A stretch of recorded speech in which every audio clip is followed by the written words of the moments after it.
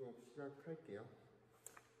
우리가 저번 시간에 배웠던 것도 한번 복습하고 시작을 하겠습니다. 첫 번째 배웠던 거는 감각 렌즈, 변색 렌즈라고 했는데, 이 변색 렌즈가 이제 어떤 렌즈라고 말씀을 드렸죠? 크게 가장 큰 특징은 그렇죠. 자외선을 받으면 색이 들어가는 렌즈. 그래서 실외에 나가면 색이 들어가는 거고, 실내로 들어오면은 좀 투명하게 클리어하게 되는 거고, 그 유리 감각 렌즈는 어떤 거를 같이 용량한다 했죠? 어떤 화합물을?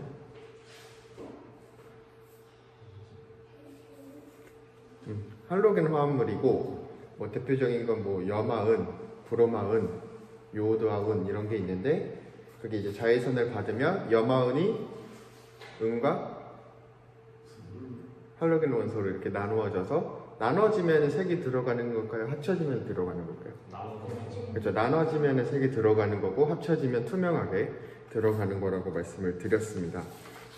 뭐 플라스틱 렌즈도 똑같고요. 이 감각 렌즈가 이제 진하게 착색되는 조건에 대해서도 말씀을 드렸었어요. 첫 번째가 자외선 양이 어땠을 때, 자외선이 많을 때, 그리고 빛의 양, 빛의 조사량도 많을 때고, 그 다음에 온도는 낮을 때 더 잘 들어갈 거고, 두께는 두꺼울수록. 이게 이제 가장 기본적인 감각 렌즈의 특징이고, 그 다음에 배웠던 게 고굴절률 렌즈. 굴절률이 높아지면은 어떤 게 좋을까요? 첫 번째 이제 반사율은 어떻게 될까요? 표면 반사율.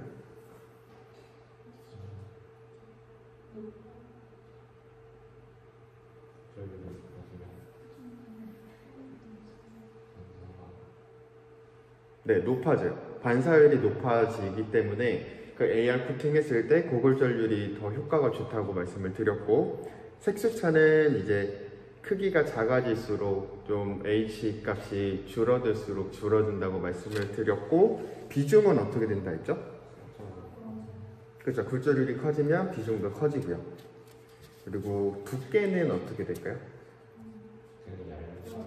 그렇죠. 굴절률이 높아지면 가장자리 두께가 얇아진다. 그게 이제 별건 아닌데 가장 큰 특징이어서 많이 나오거든요. 그 두께에 대해서. 그런 걸로 해주시면 되고, 곡률 반경은 어떻게 될까요? 굴절률이 높아질수록 더 커브질까요? 아니면 굴절률이 낮은 게 더 커브가 있을까요? 네. 굴절률이 낮은 게 더 커브가 있는 거예요. 그렇게 말을 했고, 마지막 세 번째 배웠던 게 이중 초점. 이중 초점은 말 그대로 초점이 두 개인 렌즈잖아요. 그래서 이게 만드는 제조 방법에 따라 두 가지로 분류가 됩니다. 융착형이랑 동제질형. 동제질형은 그럼 어떤 걸 다르게 하는 걸까요? 두 개? 그렇죠. 곡률이랑 곡률 반경을 다르게 해서 굴절력을 다르게 하는 거고, 융착형은 그래서 두 개가 어떤 게 다른 걸까요? 재질이 다르고.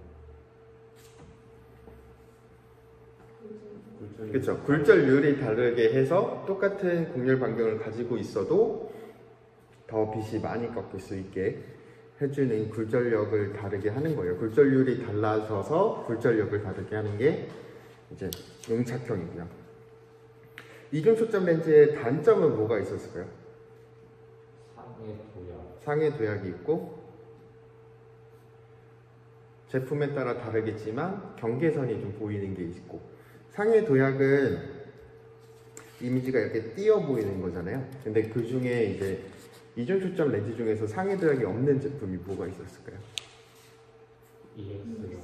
그렇죠. EX형 그리고 ER형 이렇게 두 가지가 있고, EX형의 특징을 조금 외워주시면 좋을 것 같아서, EX형의 특징은 뭐가 있었죠?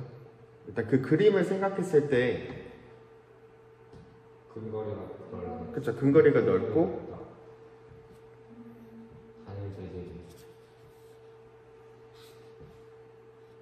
이것도 동재질형, 당일 재질이고, 일단은 근육이 넓다는 게 좀 큰 특징이고요. 상해 도약이 없고 색수차도 없어요. 근데 이제 단점이 두 가지 정도로 말씀을 드렸거든요. 경계선이 보이고 좀 무겁다라고 말씀을 드렸어요. 이게 이제 EX형의 단점이고, 이제 뭐 융착형이랑 독일 재질형은 어떤 걸 다르게 해서 굴절력을 다르게 한다, 이런 것도 같이 외워주시면 될 것 같습니다. 네, 안녕하세요. 안경재료학 강의 12주차 시작하겠습니다. 오늘 배울 거는 누진 다초점 렌즈고요. 누진 다초점 렌즈가 어떤 방식으로 제조가 되는지, 그리고 어떤 특징이 있는지 조금 알아보겠습니다. 먼저 이제 누진 다초점 렌즈를 가기 전에 이제 누진 다초점 렌즈라는 게 프로그레시브 멀티포컬 렌즈잖아요. 말 그대로 이제 점차적으로 도수가 이제 변화가 하면서, 그게 이제 누진이라는 단어죠. 점진적으로 도수가 이제 굴절력이 변화를 하면서 초점 자체가 좀 다양하다. 그러니까 초점이 다양한 렌즈다 라고 생각을 해주시면 됩니다. 그래서 바로 전 시간에 배웠던 이중 초점 렌즈를 사용을 하다가 이제 조금 더 발전된 렌즈라고 봐주시면 됩니다. 그러면 이중 초점이나 삼중 초점의 단점이 있으니까 조금 더 발전이 됐겠죠. 그 단점에 대해서 먼저 알아보겠습니다. 이중 및 삼중 초점 렌즈의 단점. 첫 번째, 모렌즈와 자렌즈의 경계선이 드러난다. 이중 초점으로 말씀을 드리면 이런 렌즈에다가 이런 식으로 이제 자렌즈가 붙는 거잖아요. 근용부가. 그렇기 때문에 이 경계선이 조금 티가 나요. 이 부분이. 그게 이제 좀 단점이고, 두 번째, 형상에 따라 모렌즈와 자렌즈의 경계선에서 상해 도약이 발생할 수 있다. 요거는 이제 상해 도약, 이미지 점프라고 했던 게 이 모렌즈와 자렌즈 이 경계선에서 상해 도약이 발생을 한다고 했는데, 요거는 이제 프리즘 굴절력의 불연속성 때문에 제가 발생을 한다고 했죠. 도수가 이제 굴절력이 서서히 변하는 게 아니라 확 바뀌기 때문에 거기서 이제 상해 도약이 발생한다고 말씀을 드렸습니다. 그게 이제 이중 초점의 단점이었고, 또 세 번째, 착용자의 조절력과 가입도에 따라서 명시할 수 없는 영역이 발생할 수 있다. 이거는 이렇게 이 자렌즈 부분은 근용부 도수가 굴절력이 들어가고, 여기에는 이제 원형부 도수가 들어가는데, 그렇다면 이제 원형부 굴절력과 근용부 굴절력이 달라서 그 도수가 들어가는 건 맞는데, 그 사이 굴절력, 뭐 중간거리 이런 것들은 사실 거기에 해당하는 굴절력에 해당하는 도수가 없기 때문에 그 부분은 명시할 수 없는 영역이 발생할 수가 있는 거예요. 뭐 예를 들어서 조절력이 조금 좋으면은 그 중간거리도 조절력으로 커버가 가능하지만, 조절력이 조금 약한 경우에는 커버를 할 수 없기 때문에 그 부분이 이제 불명시역이 될 수가 있는 거죠. 그래서 이제 이중 초점의 단점은 첫 번째 경계선이 보이고, 두 번째 상해 도약이 있고, 그리고 세 번째 불명시역이 발생할 수 있다라는 게 단점이었어요.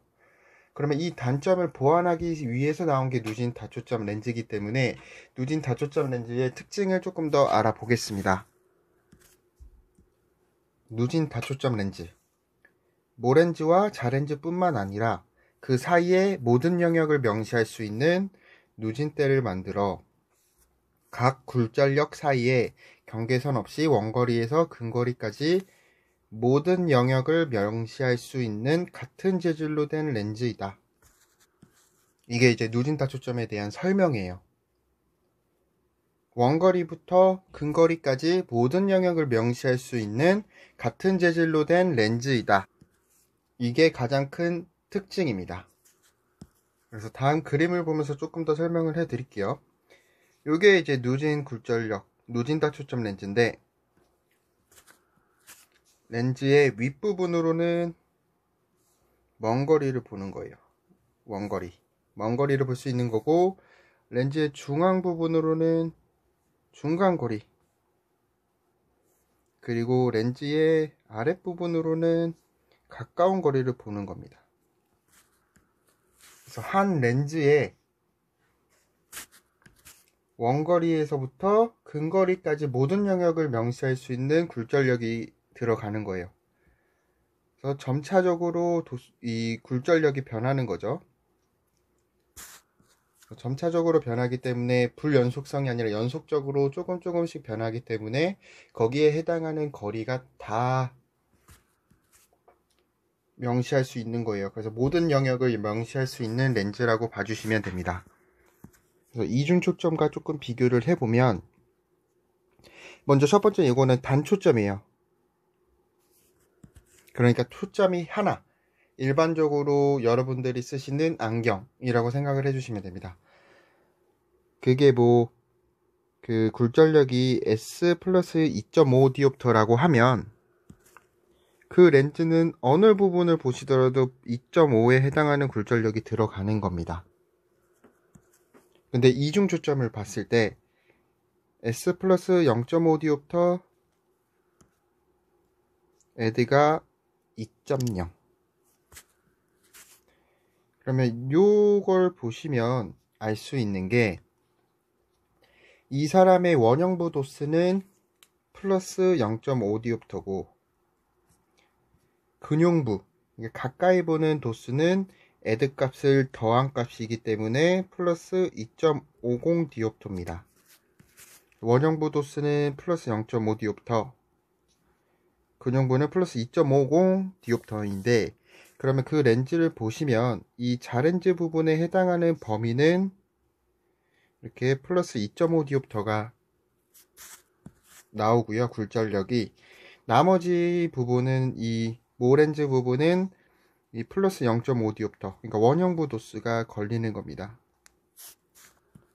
자렌즈에 해당하는 부분만 근용 굴절력이 걸리고 나머지는 원형 굴절력이 걸린다.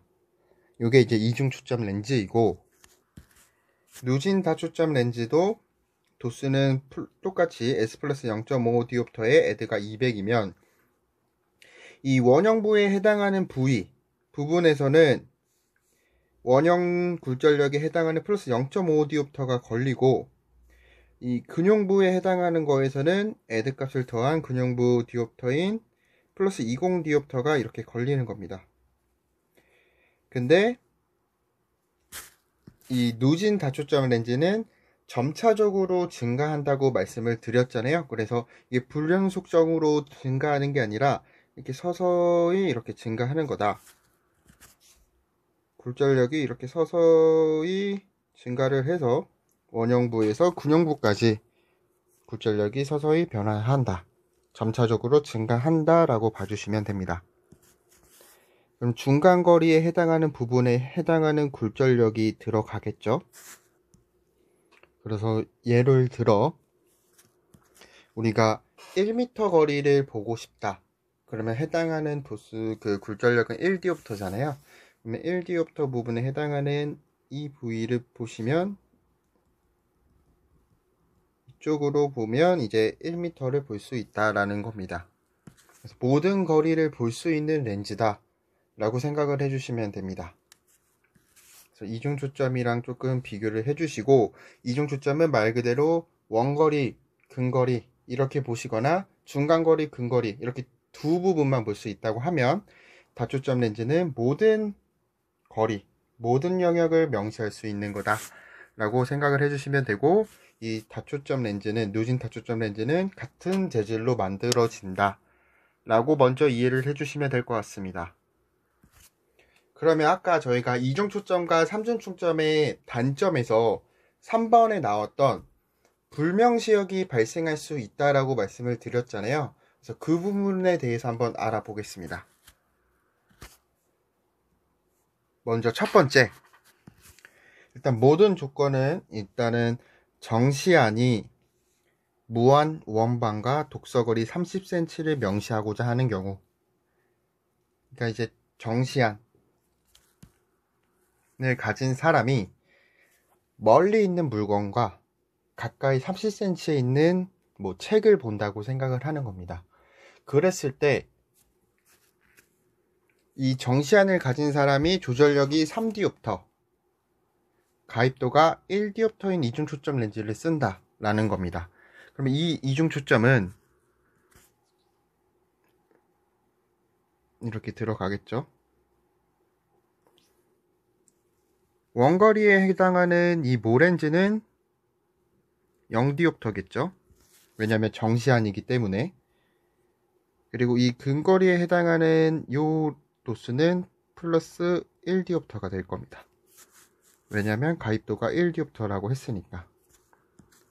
이 가입도라는 거는 원형부 굴절력에다가 더해져서 근형부 굴절력이 되는 거잖아요. 원형 굴절력 더하기 가입도는 근형 굴절력이 되는 겁니다. 그래서 일단은 정시안이기 때문에, 정상적인 눈이기 때문에 지금 원형은 잘 보이는 거예요. 멀리는 잘 보이기 때문에 거기는 이제 0디옵터가 들어가는 거고, 가입도가 1디옵터라고 했으니까 여기 1디옵터를 더하면 근형 굴절력이 1디옵터가 되기 때문에 이쪽은 1디옵터가 되겠죠. 이 렌즈를 통해서 봤을 때 어느 모렌즈 원형 굴절력에 해당하는 부분으로 봤을 때 원거리부터, 무한 원방부터 33cm까지 볼 수가 있습니다.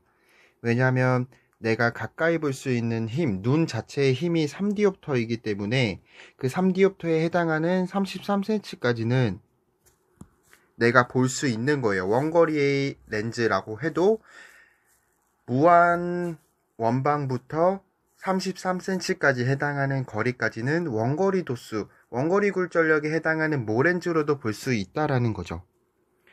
근데 이제 자렌즈, 여기에는 지금 플러스 1디옵터라는 굴절력이 있는 거잖아요. 그러면 여기에 해당할 수 있는 범위는 1디옵터부터 4디옵터까지 해당할 겁니다.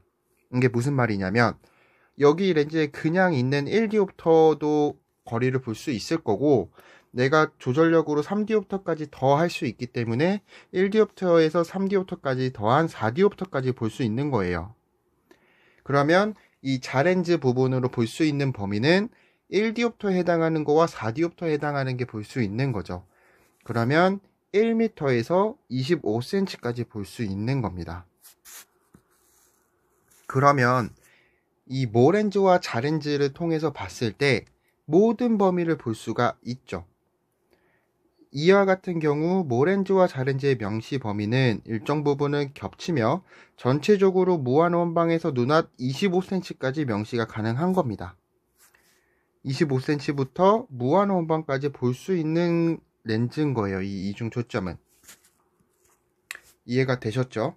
그럼 이제 두 번째 경우를 한번 볼게요. 노안이 조금 진행된 거예요. 그 사람이. 노안이 조금 더 진행돼서 조절력은 2디옵터로 줄고 가입도는 2디옵터라는 겁니다. 일단 첫 번째는 이 사람도 일단은 정시안이긴 할 거예요.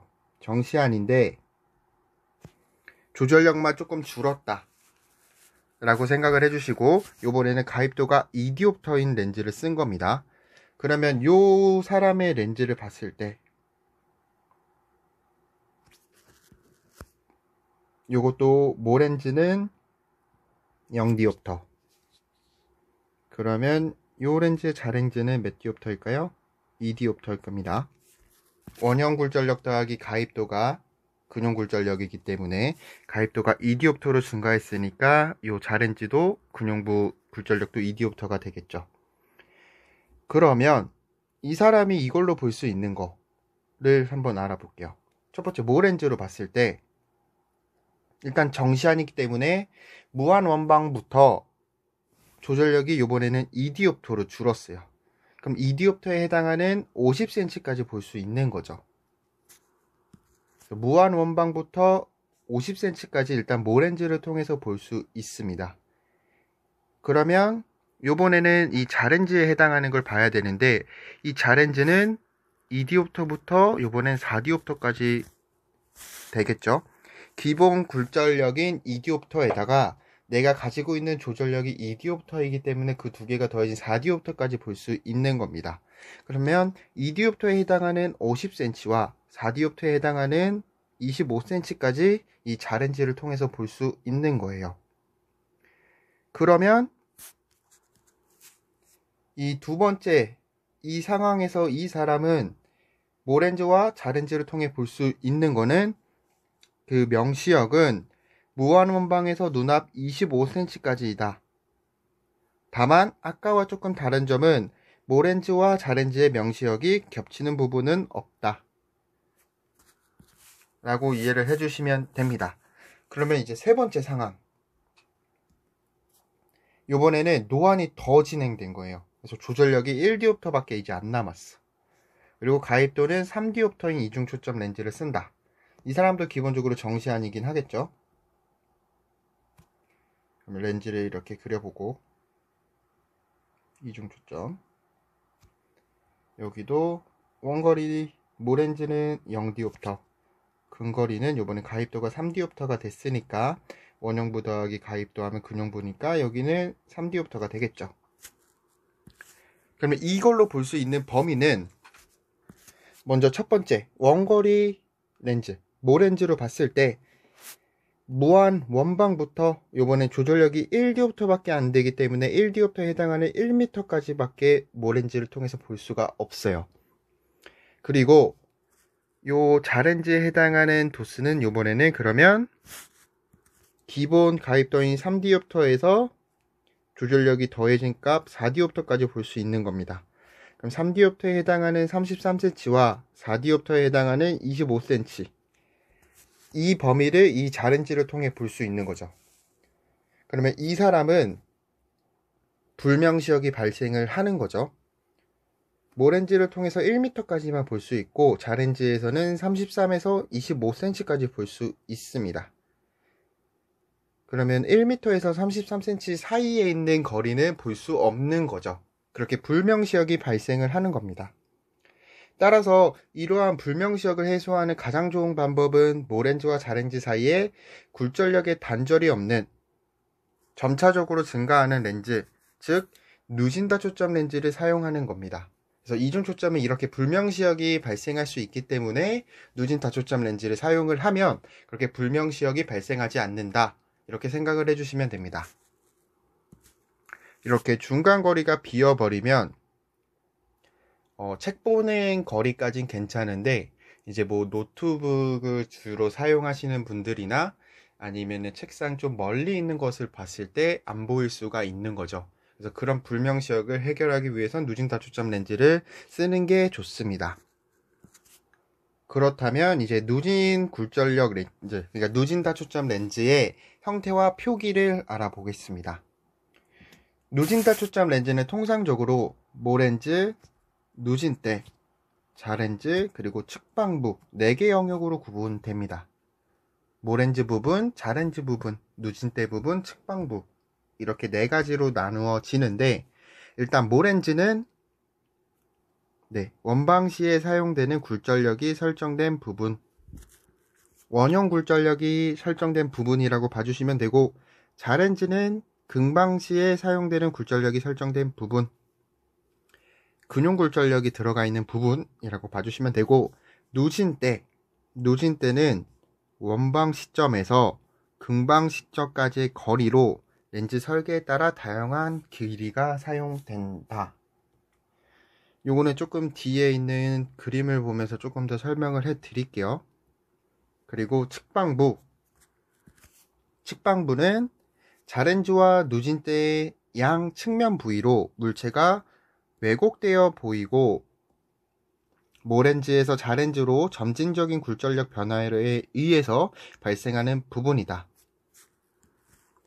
요거는 이제 누진다 초점 렌즈의 최대 약점이라고 할 수 있는 비점 수차와 왜곡 수차가 존재하는 부분이다. 이것도 뒤에 그림을 보면서 한 번에 설명을 해 드릴게요. 요 그림을 봤을 때 이 부분이 이제 원형 부분이에요. 원형 부분이 제가 뭐라고 했죠? 원형부가 멀리 있는 거리를 볼 때잖아요. 그러니까 이쪽이 이제 모렌즈에 해당하는 부분이죠. 모렌즈 부분. 원형 굴절력이 설정된 부분이고, 여기가 이제 자렌즈 부분이라고 봐주시면 됩니다. 자렌즈 부분은 근용 굴절력이 설정된 부분, 근용부 가까운 거리를 볼 때 설정되는 부분이고, 제가 아까 누진대를 설명할 때 원방 시점에서 근방 시점까지의 거리라고 했잖아요. 그러면 요 원용 시점에서 이 근용 시점까지의 거리가 이제 누진대입니다. 그래서 누진대가 짧으면 이 원형부 거리와 근용부 사이 거리가 가깝다라는 거예요. 이 원형부와 근용부가 가깝다는 거는 위치에 따라서 굴절력의 변화가 조금 크죠. 그래서 누진대가 짧으면 굴절력이 조금 더 빠르게 변하고, 누진대가 길면 조금 천천히 변할 수 있는 거죠. 예를 들어서 모렌즈가 마이너스 2디옵터이고 근용부가 플러스 1디옵터예요. 그러면 이 거리에 따라서 3디옵터만큼 변화를 해야 되잖아요. 그렇기 때문에 그 거리가 짧으면 도수 변화가, 굴절력 변화가 클 거고, 누진대가 길면 도수 굴절력 변화가 서서히 변할 거다. 그래서 그게 이제 누진대라고 하고, 요거는 이제 중간 거리를 볼 때 조금 사용하고요. 거리에 따라서 연속적으로 굴절력이 변하는 부분입니다. 이쪽은 원형 굴절력은 어디오보스는 다 원형 굴절력이 걸릴 거고, 이 근용부에 해당하는 것도 근용 굴절력이 걸릴 건데, 이 누진대는 점차적으로 굴절력이 변화해야 되기 때문에 요거는 거리에 따라서 연속적으로 굴절력이 변하는 부분입니다. 누진대는. 그리고 측방부는 이제 말 그대로 이 양 옆쪽인데, 이쪽은 물체가 왜곡되어 보이는 부분이에요. 이쪽을 통해서 보면 물체가 약간 왜곡돼서 보이는 부분입니다.